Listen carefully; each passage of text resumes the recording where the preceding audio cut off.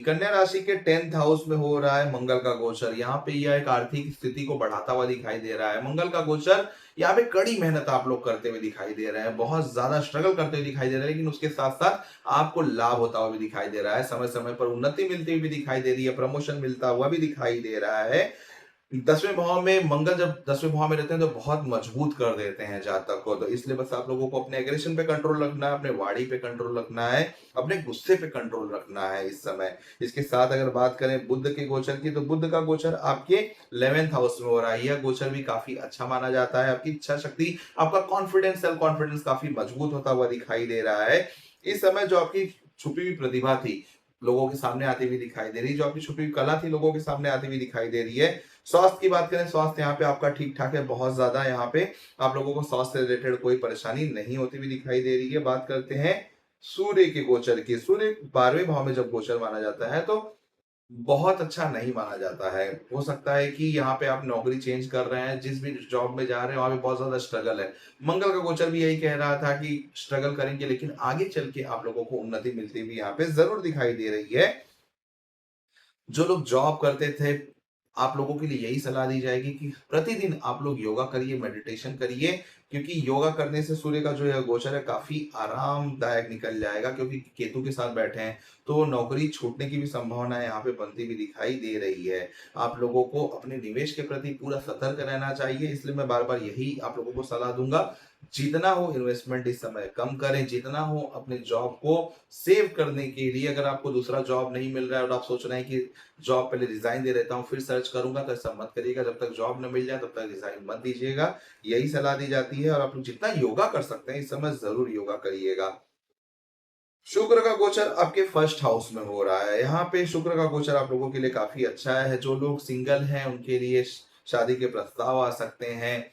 जो लोग रिलेशनशिप में हैं उनके भी रिलेशन काफी इंप्रूव होते हुए दिखाई दे रहे हैं। घर में कोई नए सदस्य का आगमन हो सकता है। घर के ईस्ट डायरेक्शन में कोई नई चीजें, कोई नया आर्टिकल आप खरीद के लाकर रख सकते हैं।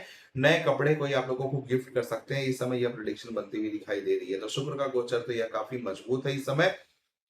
वास्तु की बात करें तो आपके घर का जो साउथ ईस्ट डायरेक्शन है, सबसे पहले तो वहां पे आप लोगों को पानी से रिलेटेड कोई भी उपकरण नहीं रखना है, आज नहीं कभी नहीं।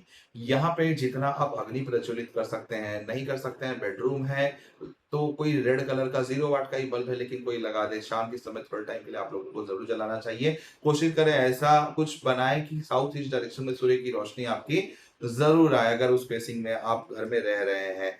इसके साथ साथ जो आपका साउथ वेस्ट का डायरेक्शन है, यहाँ पे पानी से रिलेटेड कोई उपकरण आप लोगों को नहीं लाना है। लाल कलर का बहुत सारा डार्क कलर यहाँ पे इस समय आप लोगों को नहीं रखना है, रखने से बचना है। वास्तु ऐसा होता है ना कि हमारे जीवन में बहुत अच्छे से एक्टिवेट होकर काम करता है जिस घर में हम रहते हैं।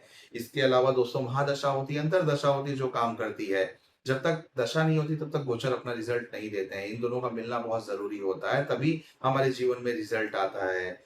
इसके लिए मैं आप लोगों को ज्योतिष का एक और उपाय बताना चाहता हूँ। कन्या राशि वाले जातकों को हर बुधवार को गणेश जी को दुर्वा का हार या फिर दुर्वा जरूर चढ़ाना चाहिए। साथ में अगर गणेश अथर्वशीर्ष का पाठ कर रहे हैं तो बहुत अच्छा है। अगर यह भी नहीं कर पा रहे हैं तो सुन सकते हैं।